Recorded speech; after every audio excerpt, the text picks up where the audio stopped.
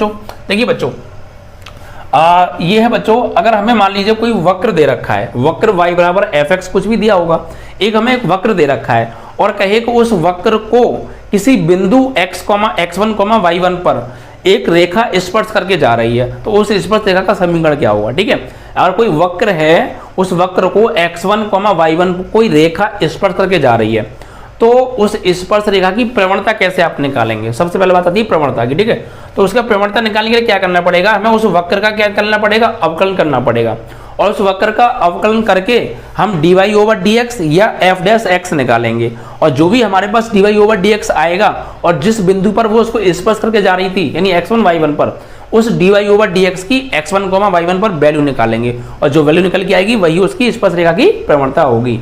यानी जो भी वक्र दिया है उसका अवकलन करो, dy/dx निकालो, और जो बिंदु आपको दे रखे हैं, जिस बिंदु पर वो स्पर्श करके जा रहा है, उस बिंदु पर उस dy/dx की वैल्यू निकाल लो, वही क्या है? उस स्पर्श रेखा की प्रवणता है जो वक्र को x1, y1 पर स्पर्श करके जा रही है। या फिर dy/dx की जगह आप f' भी निकाल सकते हैं। ये डिपेंड करता है कि आपको जो वक्र दिया है वो क्या दिया है। अगर वो y बराबर दिया है तो आप dy/dx निकालेंगे, अगर वो fx बराबर दिया है तो आप f' निकालेंगे, because dy/dx and f' equal होते हैं दोनों। ठीक है, सेम चीज है। उसके बाद देखिए, अगर आपको कोई वक्र है और वक्र को किसी बिंदु x1, y1 पर कोई स्पर्श रेखा स्पर्श करके जा रही है, और उसकी प्रवणता भी आपको पता है जो हमने अभी निकाली है, स्पर्श रेखा की प्रवणता, और आपसे ये कहे कि उस रेखा का समीकरण बताओ जो उस वक्र को x1, y1 पे स्पर्श करके जा रही है, तो आप उस स्पर्श रेखा का समीकरण कैसे निकालेंगे? तो पहले आपको इसी तरीके से उसकी प्रवणता निकालनी पड़ेगी। ठीक है, जिस बिंदु पर स्पर्श करके जा रही है उस वक्र की प्रवणता निकालनी पड़ेगी, स्पर्श रेखा की प्रवणता निकालनी पड़ेगी, और बिंदु आपको दे रखे हैं x1, y1, फिर आपसे स्पर्श रेखा का समीकरण पूछ रहा है, तो आप फॉर्मूला लगाएंगे y-y1 इजिकल टू स्पर्श रेखा की प्रवणता और x-x1। ये स्पर्श रेखा की प्रवणता है जो आपको इस तरीके से निकालनी है अवकलन करके, और बिंदु आपको दे रखे होंगे x1, y1, वो यहाँ लगा देने हैं और सॉल्व कर दीजिएगा, आपकी स्पर्श रेखा का समीकरण आ जाएगा। ठीक है, मैंने सभी सॉल्व कराए हैं। अगर आपको क्वेश्चंस चाहिए ये सब, तो मैंने चैप्टर नंबर 6 करा दिया है पूरी तरह, सॉल्यूशन प्लेलिस्ट में अवेलेबल, आप जाकर देख भी सकते हैं। ठीक है, उसके बाद बच्चों, अविलंब की प्रवणता की अगर हम बात करें, अविलंब की प्रवणता क्या होती है? तो किसी वक्र पर अगर कोई रेखा अविलंब है, लंब है, तो उसकी प्रवणता कैसे निकालेंगे? तो एक्चुअली पहले क्या करना पड़ेगा? पहले हमें स्पर्श रेखा की ही प्रवणता निकालनी पड़ेगी, जैसे हमने पीछे निकाली थी, और जो स्पर्श रेखा की प्रवणता आएगी उसी से फिर अविलंब की प्रवणता निकालेंगे। कैसे?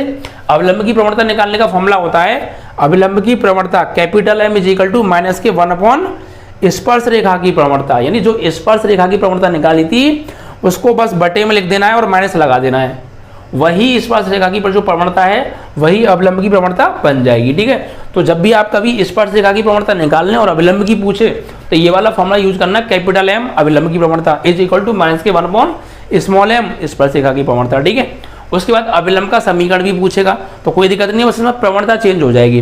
जो स्पर्श रेखा का समीकरण है वही अविलंब का समीकरण है, बस प्रवणता चेंज हो जाएगी। अविलंब का समीकरण है तो यहाँ अविलंब की प्रवणता कैपिटल M आ जाएगी, और अगर स्पर्श रेखा का समीकरण है तो वहाँ स्पर्श रेखा की प्रवणता आएगी, बस बाकी सेम है। क्लियर? तो अविलंब का समीकरण होता है y-y1 कैपिटल M x-x1। उसके बाद बच्चों, स्पर्श रेखा की ढाल प्रवणता कैसे निकालते हैं? जब हमें कोई कोण दे रखा हो, जब हमें कोई कोण दिया हो, भाई ये तो हम तब निकाल रहे थे स्पर्श रेखा की प्रवणता जब हमें बिंदु दिया था और हमें वक्र दिया था, लेकिन वक्र ना दिया हो ना बिंदु दिया हो, तो अगर आपको कोण दिया हो, क्या दे रखा हो? कोण दे रखा हो, थीटा दे रखा हो, तो आप स्पर्श रेखा की प्रवणता कैसे निकालेंगे? जिसको हम ढाल के नाम से भी जानते हैं बच्चों, किसके नाम से? ढाल के नाम से। तो ये फॉर्मूला होता है स्पर्श रेखा की ढाल या प्रवणता, small m is equal to tan theta. tan theta angle यहाँ पे लगा देंगे, tan की वैल्यू लगा देंगे, जो भी वैल्यू आएगी वही स्पर्श रेखा की प्रवणता या ढाल होगी बच्चों। ठीक है, इसके बाद बच्चों ये कुछ इंपॉर्टेंट पॉइंट्स हैं जिसके ऊपर क्वेश्चन पूछे जाते हैं बोर्ड एग्जाम में। जैसे जब कोई स्पर्श रेखा x अक्ष के समांतर होती है तो थीटा की वैल्यू क्या आती है? 0 डिग्री। जब कोई स्पर्श रेखा अगर x अक्ष के समांतर होकर जा रही है तो वो वहाँ पे थीटा की वैल्यू क्या होगी? 0 होगी। और कहें कि प्रवणता कितनी होगी तो m बराबर tan थीटा लगा देना, यहाँ पे 0 लगाओगे आप थीटा की जगह, और tan 0 की वैल्यू 0 होती है, मतलब m की वैल्यू क्या आ जाएगी? 0 आ जाएगी। तो इससे एक बात क्लियर हो जाती है, जब कोई रेखा x अक्ष के समांतर है तो वहाँ थीटा की वैल्यू 0 होगी और उसकी प्रवणता जो होगी वहाँ पर वो m इज इक्वल टू 0 होगी। और जब कोई स्पर्श रेखा y अक्ष के समांतर है तो वहाँ पर थीटा की जो वैल्यू है वो 90 होगी, और जब आप वहाँ पे ढाल निकालेंगे, m निकालेंगे, तो m is equal to tan 90, और tan 90 की वैल्यू होती है इन्फानाइट। तो यहाँ पर m की जो वैल्यू है वो 90, थीटा की वैल्यू 90 होगी, और जो m की वैल्यू है वो इन्फानाइट आएगी, because tan 90 is equal to infinite, या इन्फानाइट को हम 1.0 भी कह सकते हैं। ठीक है, तो जब कोई रेखा y x के समांतर होती है तो उसकी ढाल इन्फानाइट होती है, या 1.0 भी हम कह सकते हैं। ठीक है, उसके बाद जब दो रेखाएं समांतर हों, बहुत ज़्यादा क्वेश्चन पूछा जाता है, दो लाइनें मान लीजिए, एक L1 लाइन है, एक L2 लाइन है, और दोनों आपस में पैरेलल हैं। तो जब दो लाइन आपस में पैरेलल होती हैं तो उनकी प्रवणताएं आपस में बराबर होती हैं। बच्चों ये हमेशा ध्यान रखिएगा, क्वेश्चन बहुत बार पूछा गया है इसके ऊपर कि सिद्ध करो कि ये दोनों रेखाएं समांतर हैं। तो इसके लिए क्या करना पड़ता है, पहले पहली रेखा की प्रवणता निकालो m1, फिर दूसरी की प्रवणता निकालो m2, और दोनों को देखो क्या बराबर आ रही हैं, और आ रही हैं तो समांतर हैं, अदरवाइज नहीं है।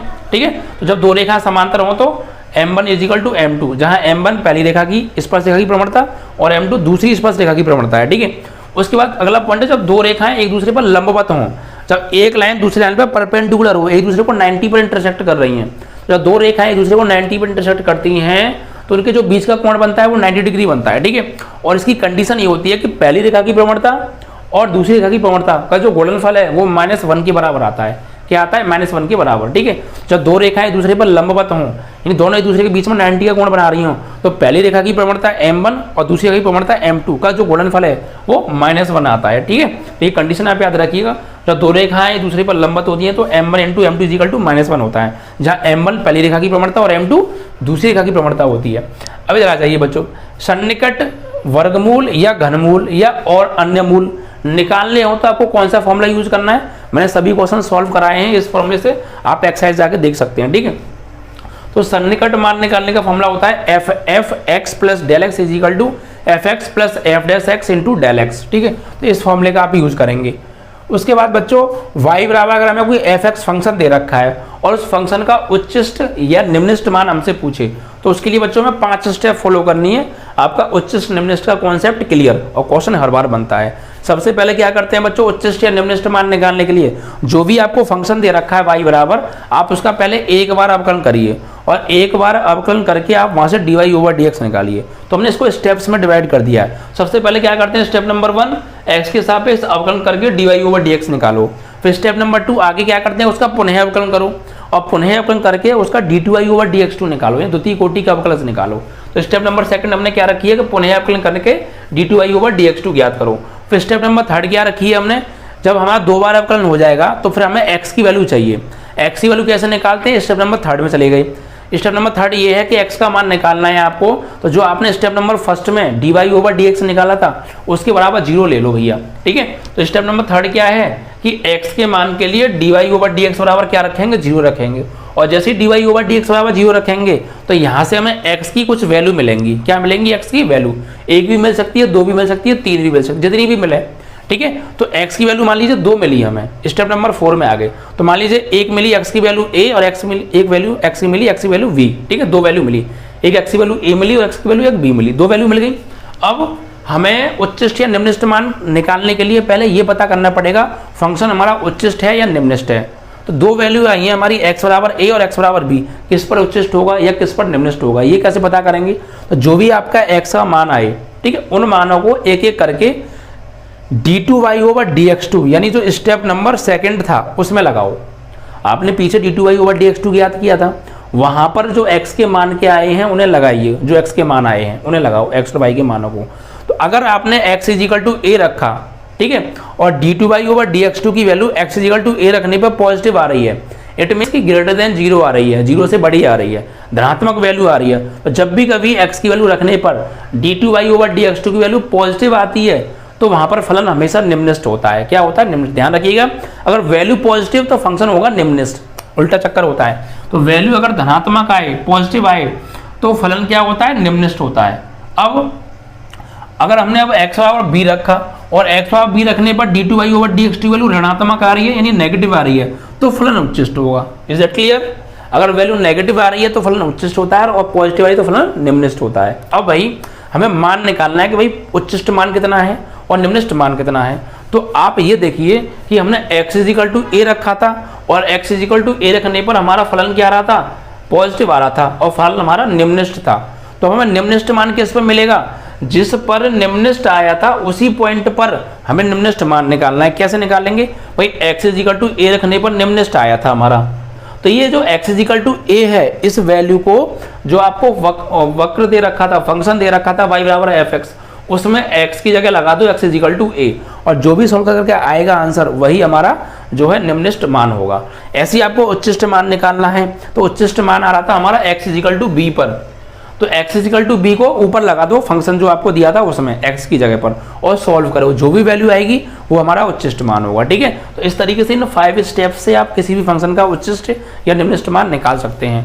बहुत सारे क्वेश्चन आए हैं, इंपॉर्टेंट क्वेश्चन सीरीज में भी मैंने उच्चिष्ट निम्नलिखित के क्वेश्चन कराए हैं, अनसॉल्व पेपर में भी बहुत क्वेश्चन ऐसे पूछे जा रहे हैं, और मैंने आपको चैप्टर भी पूरा सॉल्व कराया है। तो आपको कोई भी दिक्कत हो, आपके पास सब कुछ उपलब्ध है, चैप्टर का पूरा सॉल्यूशन मौजूद है, प्ले लिस्ट में जाओ देखो, इंपॉर्टेंट क्वेश्चन सीरीज मौजूद है, आप जाओ देखो, अनसॉल्व पेपर करा रहे हैं जाओ देखो, यार फॉर्मूले दे रहे हैं जाओ देखो, सब कुछ देखो भाई, सब कुछ दे दिया आपको, बस आपको पढ़ने की देरी है प्यारे, मेहनत कर लो, टाइम बच रहा है, भगवान आपको टाइम दे रहा है। जिन लोगों ने कुछ भी तैयारी नहीं की है वो सिर्फ अनसॉल्व पेपर जो मैंने कराया उसे कर लो, इंपॉर्टेंट क्वेश्चन सीरीज कर लो और फॉर्मूले याद कर लो, इन 3 चीज़ों को कर जाओ, मैथ में बहुत अच्छे नंबर आ जाएंगे।